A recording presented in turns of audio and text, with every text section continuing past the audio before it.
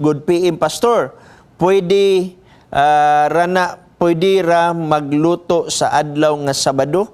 Tigpaminaw mi sa imong programa diri sa Valencia, Negros Oriental. Salamat. Okay, ang iyang pangutana igsoon kung pwede ba kuno magluto panahon sa adlaw igpapahulay. Okay? So far wala man tayo nabasa nga gidid-an kita.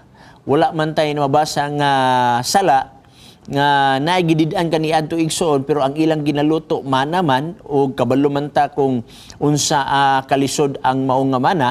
Pero kato nga gitawag pagdili, dili to siya nga pagdili nga kung imong buhaton makasala ka, kun dili usa ka to siya katalambagan tungod kay ang mana usa ka trabahuso, no?